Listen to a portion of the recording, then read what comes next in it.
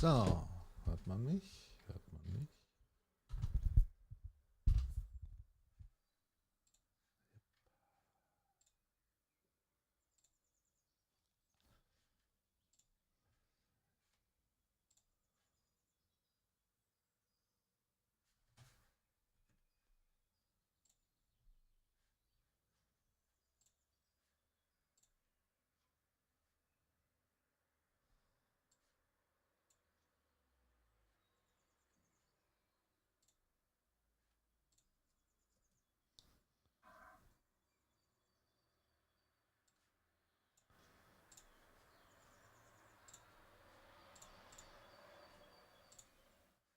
Okay, guys. Hey, here we go.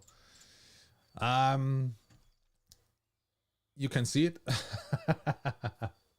Okay, I know it has been some time, but today we are talking again about the book.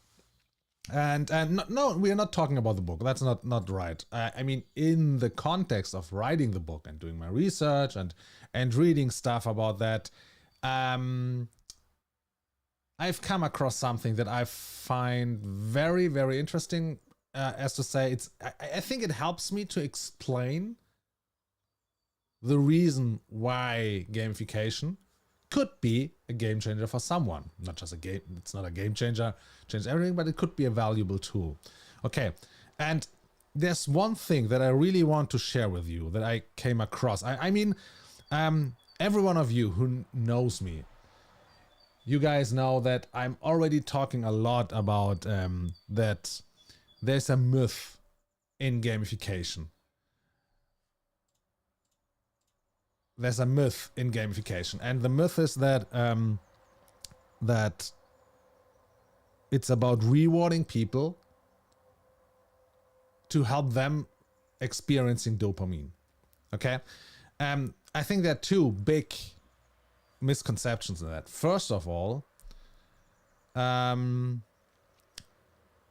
itself is not about getting something.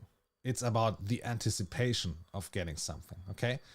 So what science has found out is that if you know that if you do something, you will get something at the end, dopamine arises the moment you realize, okay, this is what I have to do in order to get the reward. As soon as you get the reward, or when you get the reward, nothing happens. There is no dopamine peak again, whatever. This is one thing. Another thing is that, I mean, if it would be about rewarding people, so if gamification is only there to reward people, the question is, why do we need gamification? I mean, we have reward systems out there for decades, right? So what's the case? And I'm always talking about, okay, the difference is the anticipation of dopamine. So the question is why the interpretation of the reward, so why is that so motivating? What's the difference between this intrinsic motivation versus the extrinsic motivation of finally getting the reward? But now I've read something that makes it a little bit easier perhaps to understand. Okay, and let me share with you what I mean.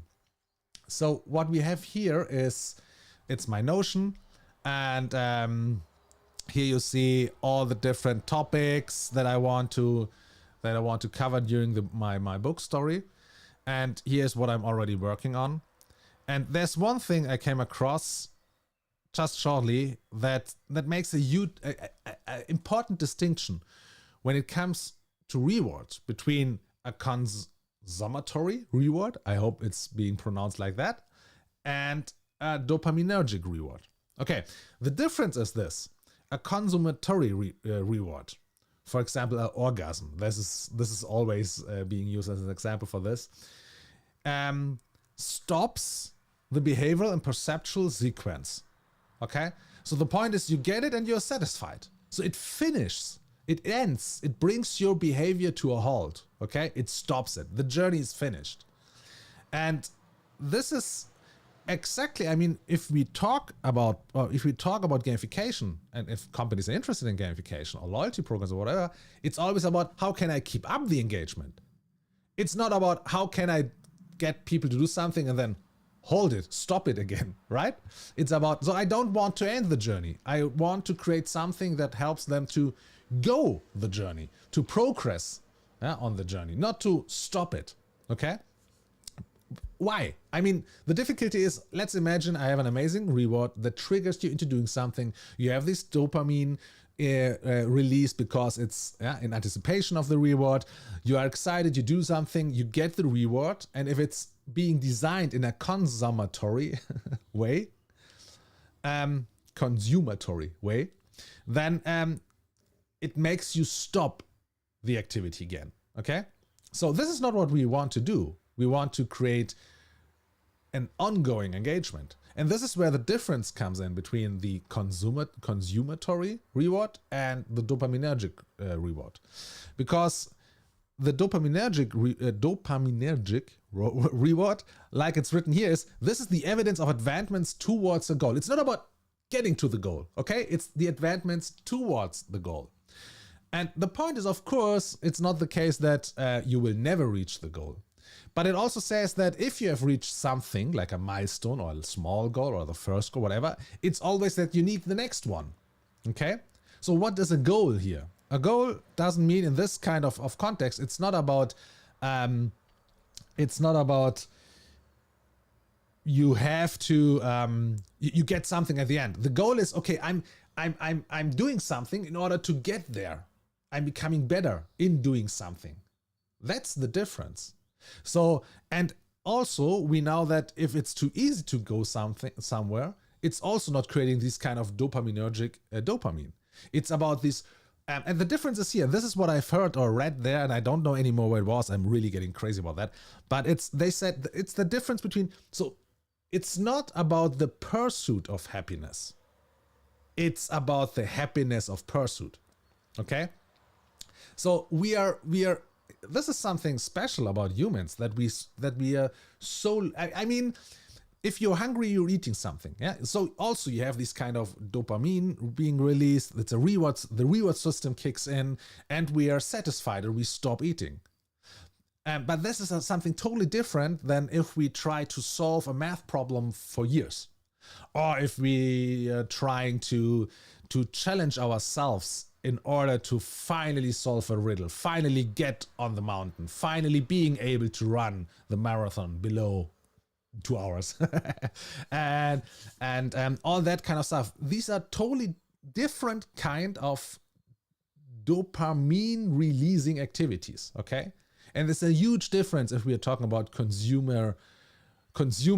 It's really a difficult vocabulary reward or a dopaminergic reward, and the only thing I can really emphasize the whole time is that intrinsic motivated situations, so not just games, but also if you're performing a hobby or whatever, they're amazing in creating a context, situations where dopamine works or where the reward system works like a dopaminergic reward system and not like a consummatory reward system. Okay?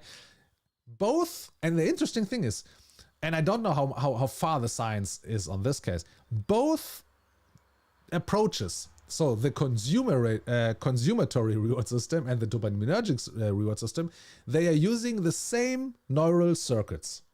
Okay? So the question is when does something work in one way and when in another way?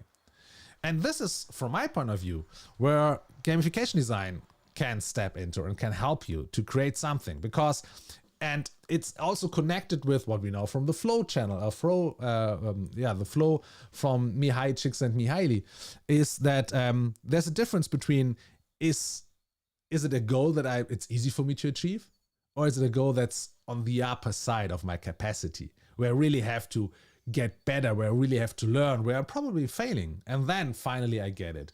So there are different kind of design techniques to trigger these different kind of reward systems. Okay, so consummatory or dopaminergic. Now I got it, finally.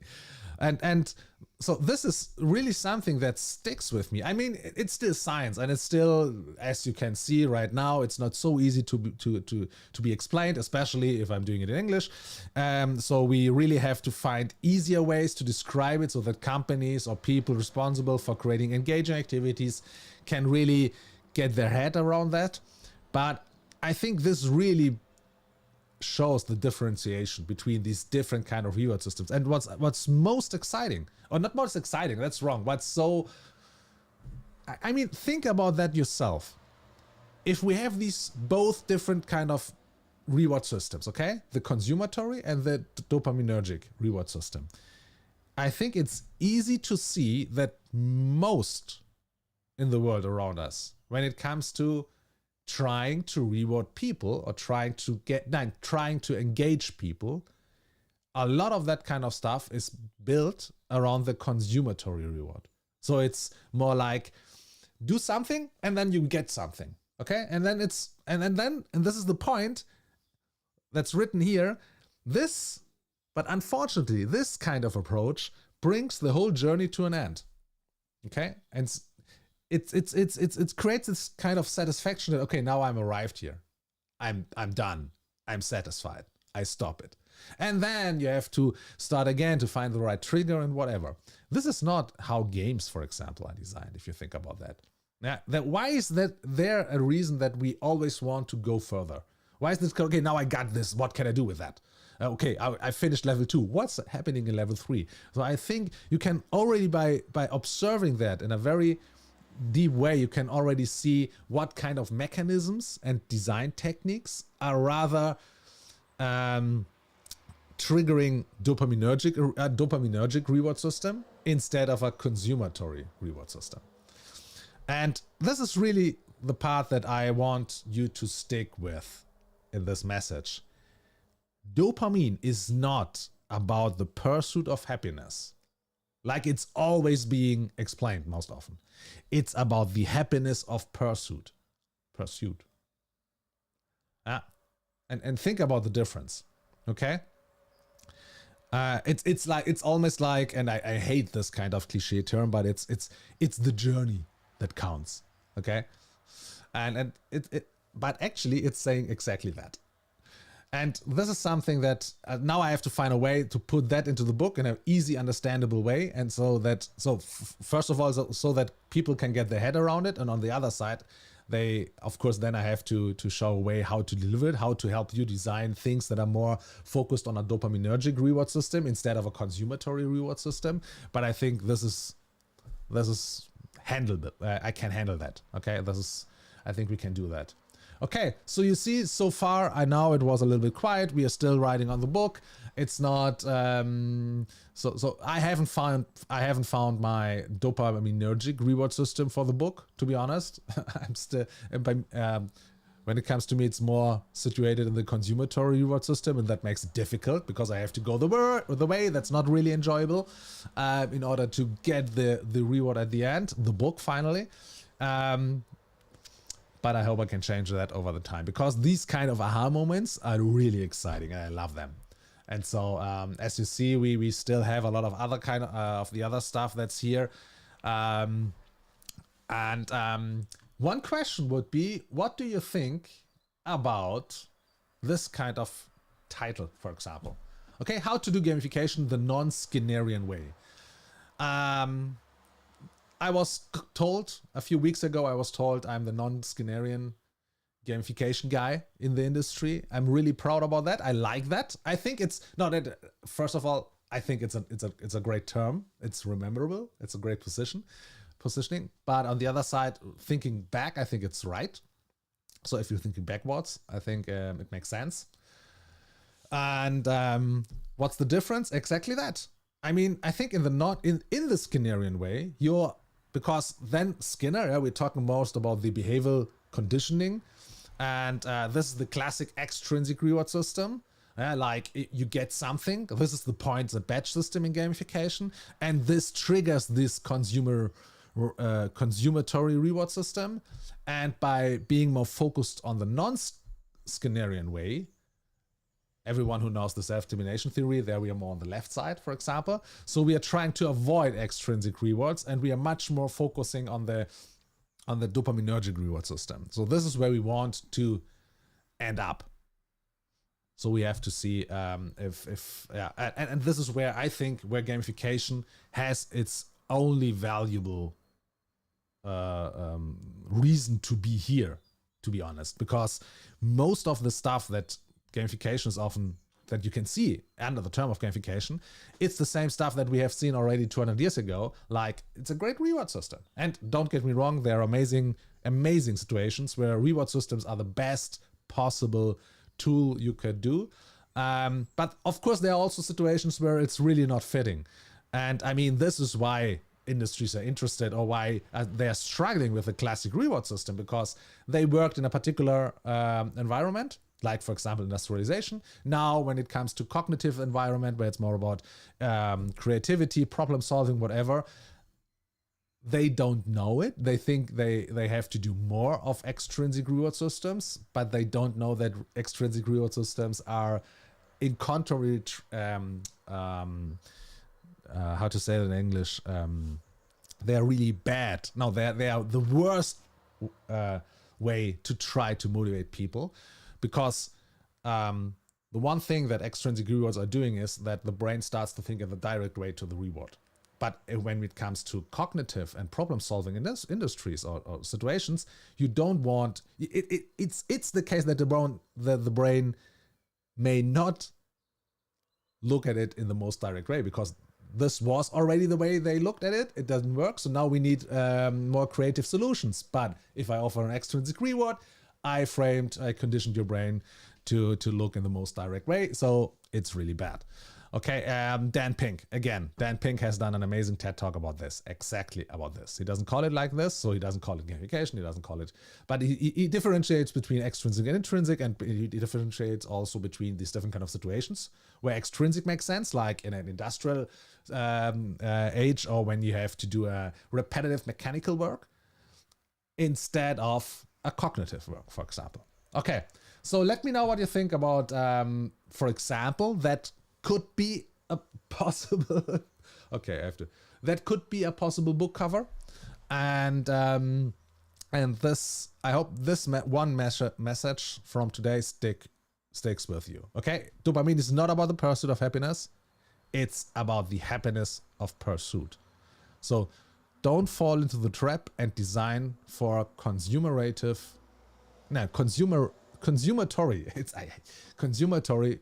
reward, but try to design for dopaminergic reward. Okay, perfect. See ya.